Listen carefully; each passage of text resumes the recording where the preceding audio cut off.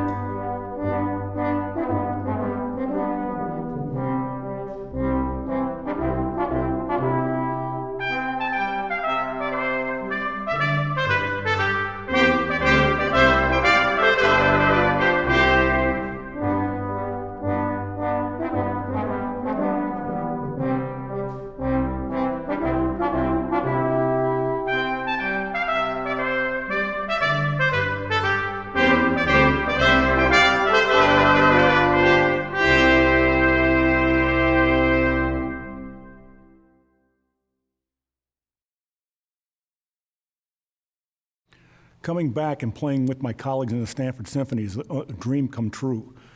I got this job 40 years ago, and to see my friends that I went to school with and to play now after being in my basement for the last 8 months, it's really healing.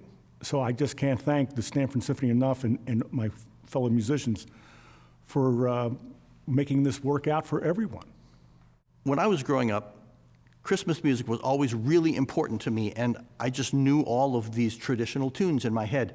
And the first year I was away at music school, it was kind of a homesick year, so I went back to my hometown, and I asked at the Salvation Army if I could go out and just stand by the pot. I had nothing to do with Salvation Army. The guy looked at me and said, "You don't want us to pay you, do you?" And I said, "No, I just want to do it." And so I stood out there on a shopping day, and all of these people that I knew came while I was playing all of these Christmas tunes.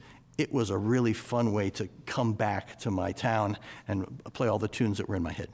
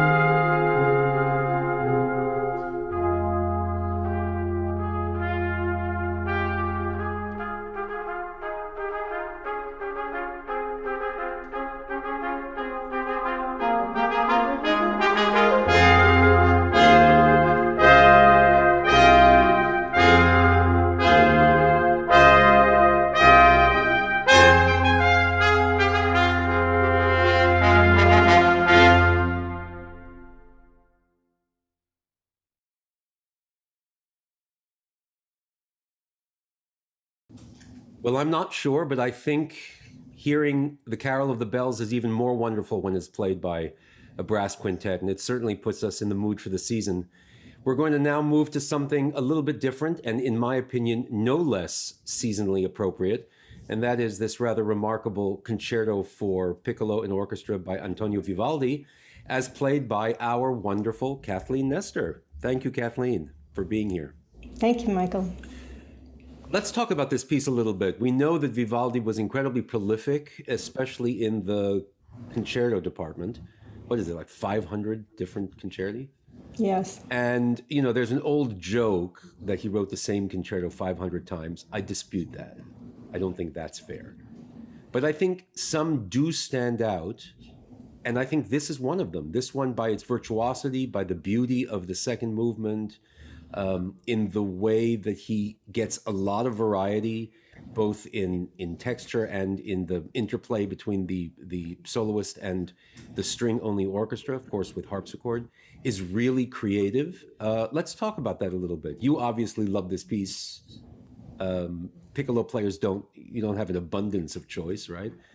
Right, and Vivaldi just wrote 3 for the piccolo, but they're 3 wonderful, wonderful concertos. And as you say, they're very demanding and virtuosic and beautiful. Do you think that he was pushing the envelope for that instrument? Remember, it was also, a flautino. It was a very specific instrument at the time, but not one necessarily considered to be a solo instrument. Yeah, the scholars think that there was probably a really virtuosic flautino player at the time for whom Vivaldi wrote these concertos. Otherwise, there would have been no reason to write something so difficult, unless you had somebody to play it. So let's talk a little bit about this first movement. I mean, maybe this is a little crazy to think so simplistically, but a piece in C major is somehow inherently optimistic, I think. There's a kind of honest simplicity, and you can't start this piece without a smile on your face, right? Well, you're right. It is a very joyous beginning. The opening melody starts on the 5th of the scale and goes right up to the C. It's in 3/4 time, which is like a dance. So my first feeling is, oh my gosh, this is such great music. And then in the back of my mind, I'm thinking, oh my gosh, there's all these 16th note passages coming up. Stay with it.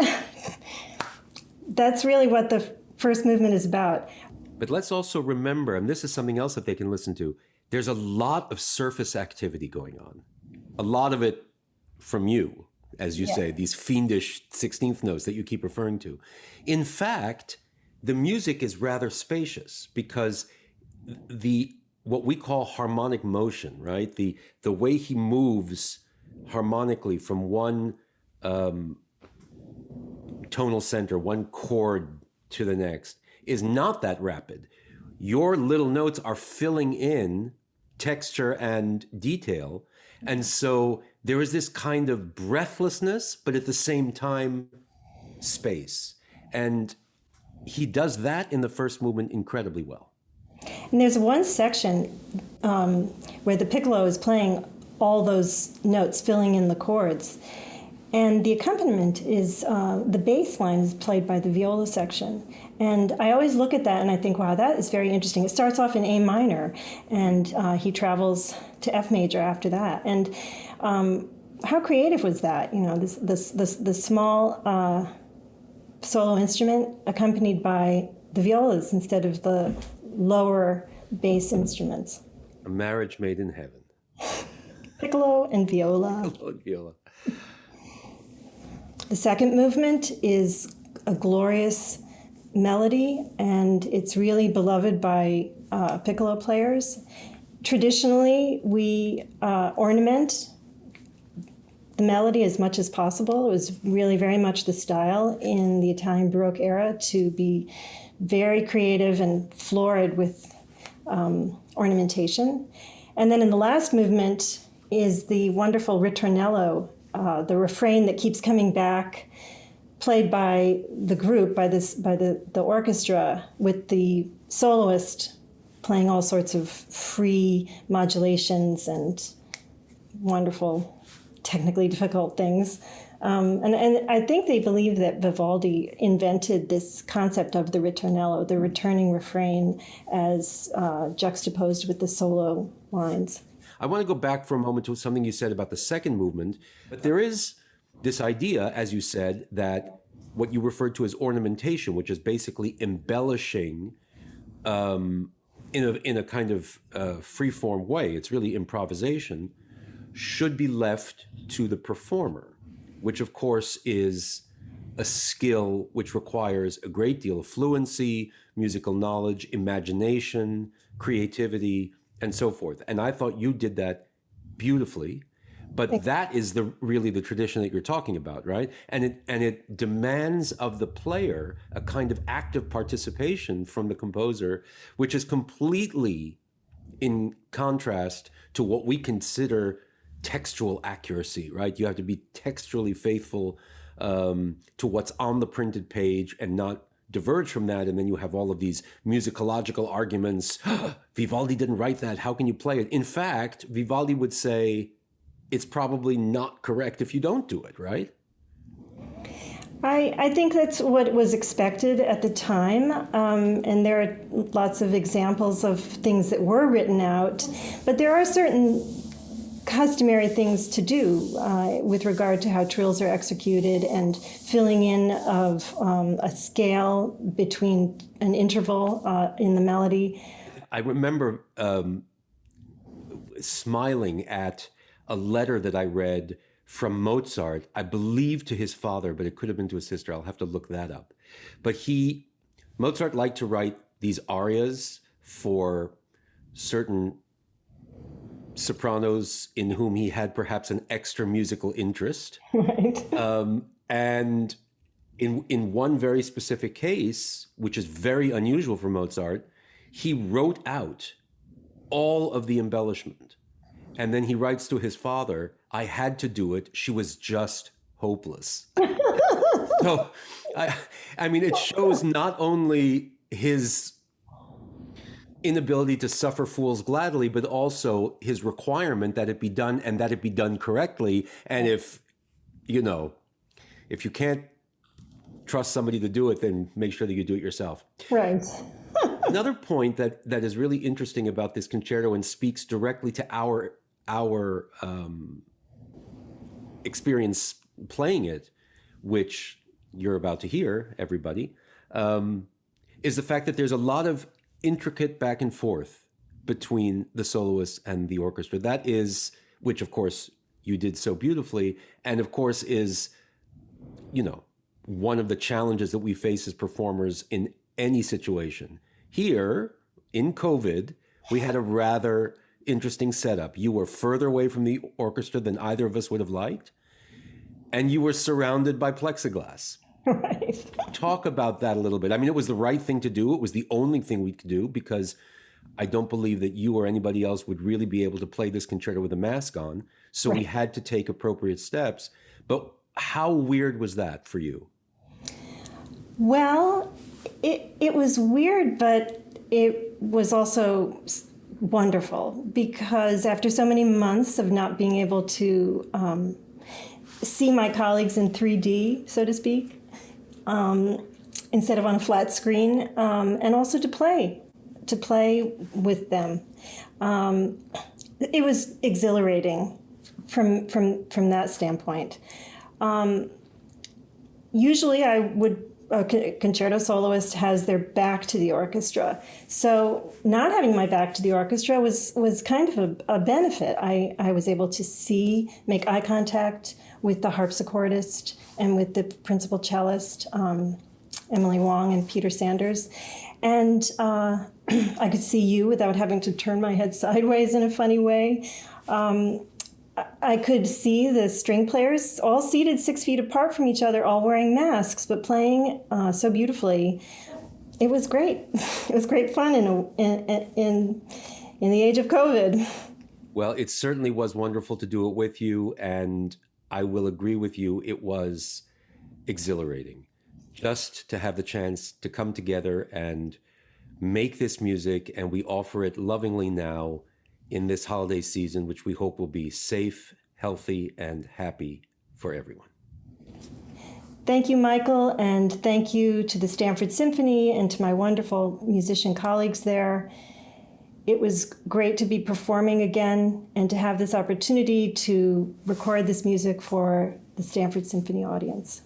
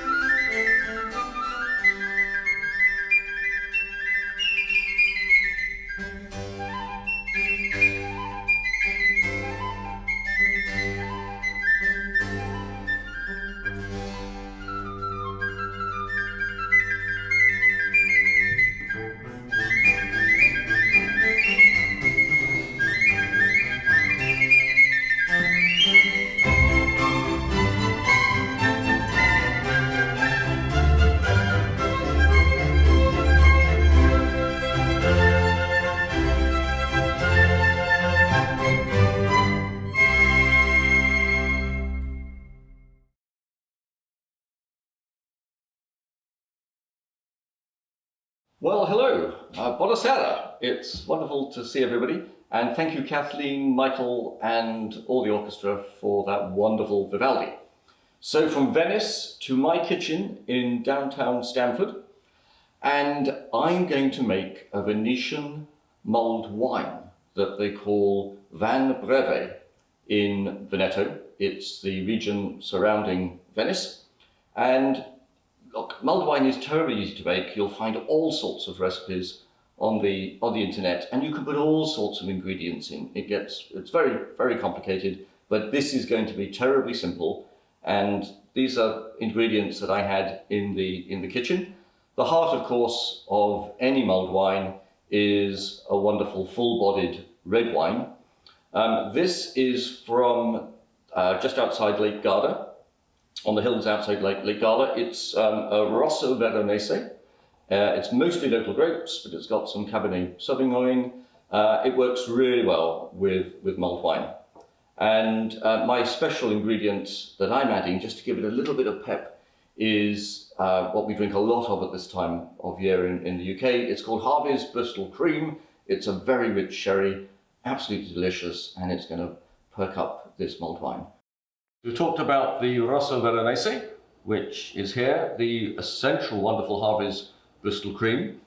The other biggest ingredient is fruit, and we have some apples, oranges, and lemons in quarters here. They're going to go into the pot with the wine, and I'm going to squeeze the orange juice out of the oranges. Now, there's half a cup of sugar here, and I don't particularly have a sweet tooth, and some recipes use about a whole cup of sugar. Some call for honey, which can be very nice. It's entirely up to you what your personal tastes are, whether you like it sweeter or drier. And then all the fun stuff. Cinnamon sticks. You cannot make mulled wine without cinnamon sticks. Absolutely delicious. It's so quintessentially holiday, seasonal. It's just a wonderful aroma and taste at this time. So cinnamon sticks, essential. Cloves as well, they give that wonderful seasonal flavor. There's nutmeg here. I like nutmeg, not everybody does. So again, it's up to you. I've grated about a quarter of a nutmeg there, maybe a little less. And that's going to go in, entirely up to you, how you like to do that. And finally, these wonderful little things, star anise, licoricey flavor, absolutely gorgeous, and that's going to perk up our mulled wine as well. That's it. It's terribly simple, and it all goes in the pot. Right, so let's make our Venetian mulled wine. Now, I've got a really strong cast iron pan here. You can use any saucepan is fine. And really, honestly, you just put everything in together. So first of all, I'm going to put the half cup of sugar in. Then I'm going to add the lovely nutmeg on top. The essential cinnamon sticks. I think it helps if you break up some of these to get some of the lovely, lovely flavors out.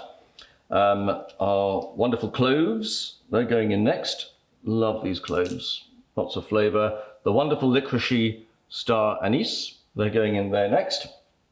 Then remember the fruit.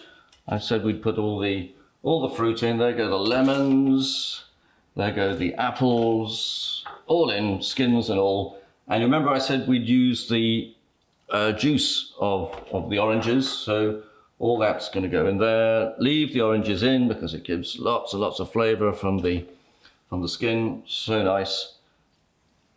Absolutely fantastic. There it all goes. Don't forget the essential Harvey's Bristol Cream. Going to give us a little bit of a pep. And then your entire bottle of red wine. That's going to go in there as well. Then I'm going to put this on a medium heat. Remember, don't boil it. You'll boil off all the alcohol, and there's no point in doing that. Take all the fun away. There goes the red wine. I'm going to put that onto a medium heat, and let's come back in about 20 minutes and see how it tastes. Well, here we are, 20 minutes later. Our wonderful mulled wine is smelling absolutely gorgeous. I can't wait to taste it. And I've got a strong glass here that will take the heat. This didn't boil, but it is quite warm. and I'm simply going to, you can sieve this, but I'm just going to take it out of the top of the pan, put that in there, try and avoid the fruit. You noticed I put a little slice of the orange peel in there just to get the zest and perk that up a bit. Oh, this is absolutely gorgeous. You have to try this for the holidays. Not too hot, perfect when the weather gets chilly, and enjoy that for the holiday season. So thank you very, very much indeed for joining us for our broadcasts this year. It's been an extraordinary year. We look forward to a better 2021. I want to thank everybody that has supported the Stamford Symphony this year, our incredible subscribers, our wonderful donors, and all of you who have watched our programs online this year and on the Stamford Symphony channel. We could not be more grateful for your support. It's been incredible, and thank you for staying with us, and we look forward to a time when we'll be back together at the Palace and in venues across Fairfield County in 2021. If you have enjoyed our broadcasts and you would like to make a contribution, we'd be very grateful. You can go online to the website stamfordsymphony.org and simply click donate, or you can text on your phones to Venetian Holiday, all one word, 76278. 76278, Venetian Holiday, all one word. We'd be very, very grateful for your support. So it just remains for me to wish you a very, very happy holiday season. And please join us on January the 3rd at 3 o'clock when we have more brass music for you. Happy holidays, bottoms up.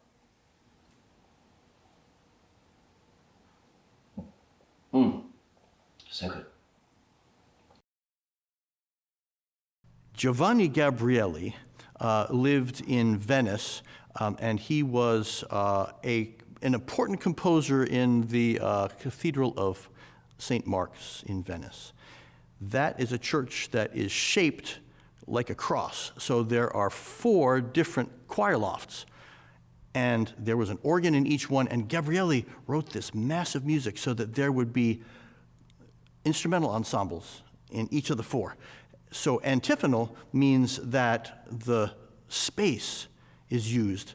So you hear music coming from one place, and then maybe an echo coming from another place, and sometimes loud, sometimes soft. The Sonato Pianoforte, the sonata about soft and loud, was one of the first important things that he did that uses the antiphonal effect and the space. Something I wanted to say about Gabrieli is that all of those parts were written not for trumpets like this, of course, and not for natural trumpets, but for cornetos, which is an instrument that looks like a flute that you play out like this. He had some of the most amazing corneto players in Venice, and so he wrote all these amazing parts for his corneto virtuosos.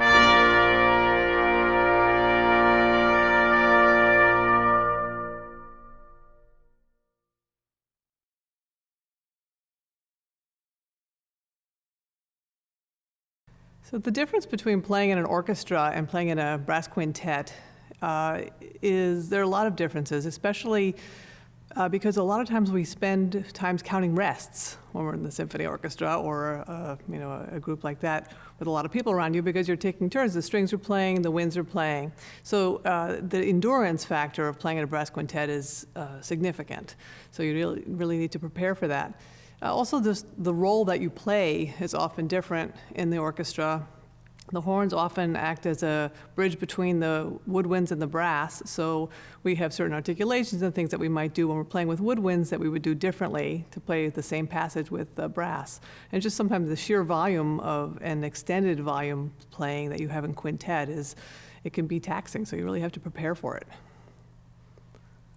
Practicing, you can get to a certain amount of in shape, but until you're actually playing with other people, and just the give and take that you have, even things like intonation. I noticed it took me a couple hours of our playing together for me to sort of find the group sound. So it's a thrill, not only to be playing with great people and wonderful people, but to have that chance.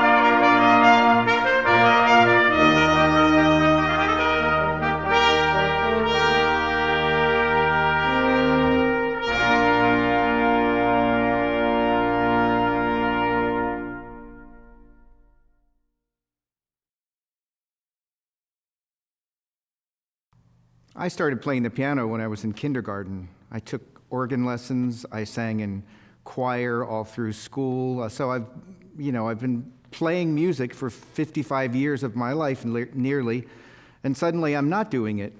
And I didn't sit in my basement and practice my trumpet because I didn't want to play music by myself. This is what I want to do, is sit here in a room with my friends and my colleagues and exchange ideas and figure out how we want to make music and then share it with other people. So sitting here in this room and playing together was such an incredible day for me, and I hope that it happens again soon.